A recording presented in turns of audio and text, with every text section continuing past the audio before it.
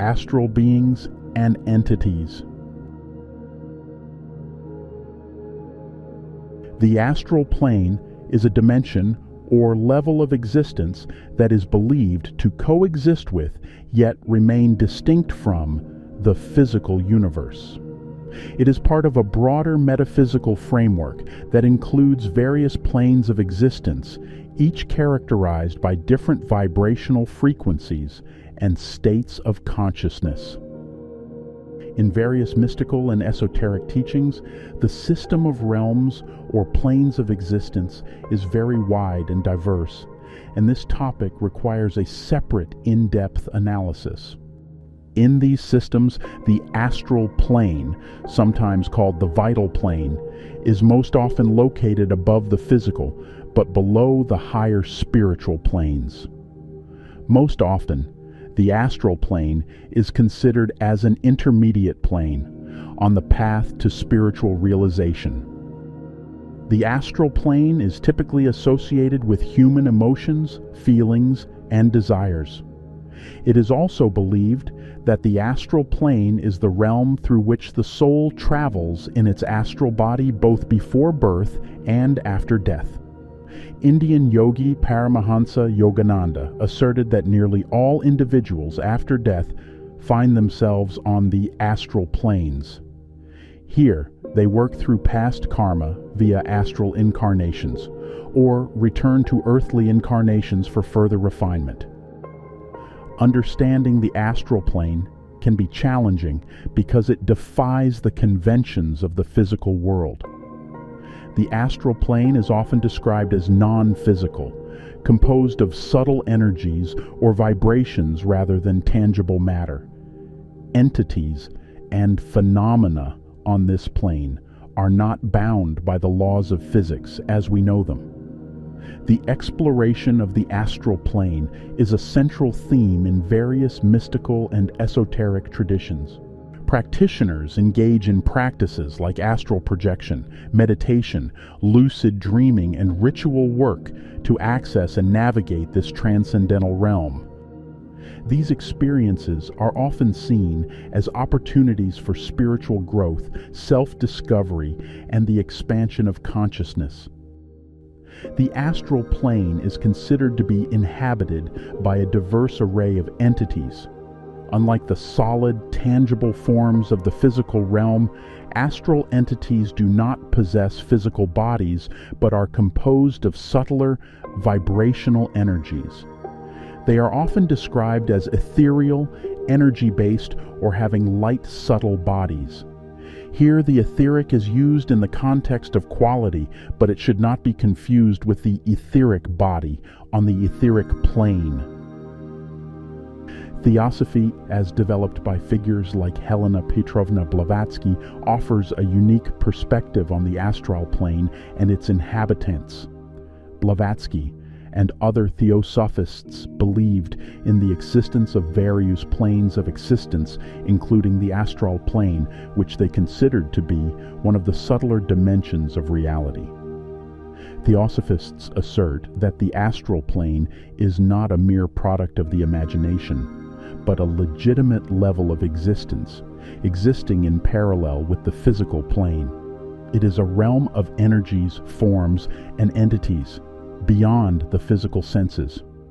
Astral plane is inhabited by a vast array of entities ranging from lower elemental beings to higher spiritual entities. These inhabitants are seen as part of the broader scheme of evolution, each having its role and purpose.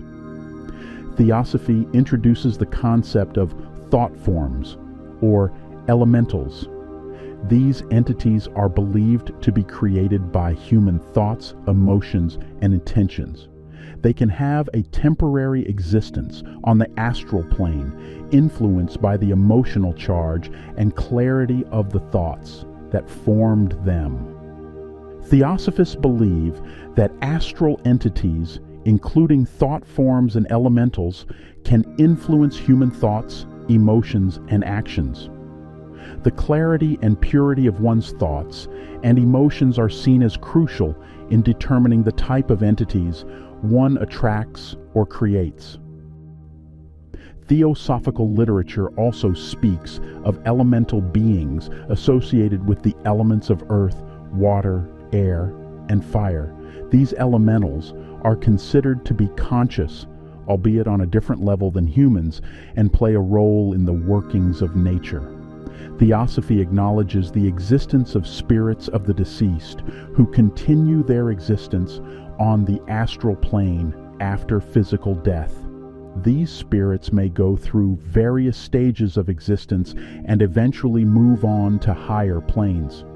Theosophy holds that advanced spiritual beings, including ascended masters, can serve as guides and mentors, astral guides, to those seeking spiritual development. They may provide wisdom, insights, or guidance during astral travel or meditation. The idea of spirit guides or guardian spirits has ancient roots. In indigenous and shamanic traditions worldwide, practitioners have long believed in the presence of benevolent entities that assist in spiritual journeys and healing ceremonies. These entities serve as intermediaries between the physical and spiritual realms. The New Age movement of the 20th century popularized the idea of spirit guides and astral mentors. Many New Age practitioners believe in connecting with personal guides, angels, or higher self entities for guidance and support in various life situations, including astral exploration. While experiences on the astral plane can be transformative and enlightening, it is essential to acknowledge the existence of entities that, according to various spiritual traditions and anecdotal accounts, can be potentially dangerous. Negative thought forms, psychic vampires, deceptive entities, malevolent spirits, and predatory entities. Some accounts describe the existence of predatory entities on the astral plane. These entities are said to target individuals who are inexperienced or vulnerable during astral projection. Negative thought forms are energy constructs born from intense and harmful human emotions, such as fear, anger, and hatred. When these emotions are projected onto the astral plane, they can take on a life of their own, becoming entities that seek to perpetuate negativity. Encounters with such entities can lead to distressing or terrifying. Malevolent spirits, often associated with lower astral realms, are entities that are believed to have negative intentions toward living beings. They may be the spirits of individuals who in life were driven by harmful or destructive desires. These spirits can potentially harm or manipulate astral travelers, feeding off their fear or negative emotions. Psychic vampires are entities or thought forms that feed on the psychic energy or life force of other beings. They may drain the vitality and well-being of astral travelers, leaving them feeling depleted or weakened after an encounter. Deceptive entities are skilled in manipulation and illusion, often pretending to be benevolent or helpful beings. They may attempt to lead astral travelers astray, causing confusion or diverting them from their intended path. Interactions with astral entities can vary widely, from benevolent guidance to potentially challenging encounters. Seekers of the esoteric often engage with these entities through practices like astral projection, meditation, or ritual work. The nature of these interactions depends on the intentions, beliefs, and spiritual maturity of the individual involved. Paramahansa Yogananda, a renowned yogi and spiritual teacher, is well known for his profound experiences and encounters with ethereal beings. Yogananda's Autobiography of a Yogi is filled with remarkable stories of his spiritual journey, including interactions with these higher dimensional entities. Throughout his autobiography, Yogananda mentions his encounters with various ascended masters, highly evolved spiritual beings who exist in higher dimensions. These masters are believed to guide and uplift humanity. While not physical, in the traditional sense, they can manifest in human form when necessary to assist seekers on their spiritual journeys. Yogananda also described interactions with angels, through which God works to create, sustain, and guide this universe. But he also claimed that there was a dark part in the astral universe, full of fallen dark angels expelled from other worlds. While Paramahansa Yogananda's spiritual journey was predominantly filled with positive and enlightening encounters with spiritual beings, like many mystics, he also acknowledged the existence of malevolent and deceptive entities on the astral plane. Yogananda in his teachings warns of the existence of deceptive spirits and astral entities that may pose as enlightened beings to mislead seekers. These entities may use their knowledge of the astral realms to create illusions, divert spiritual aspirants from their true path, or induce fear and confusion. Yogananda emphasized the importance of discernment and staying true to one's inner spiritual guidance.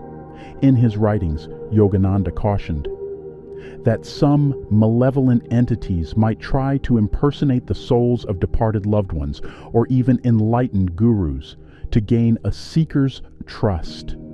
Yogananda advised maintaining a strong connection with the divine source and one's own higher self to discern authentic experiences from deceptive ones.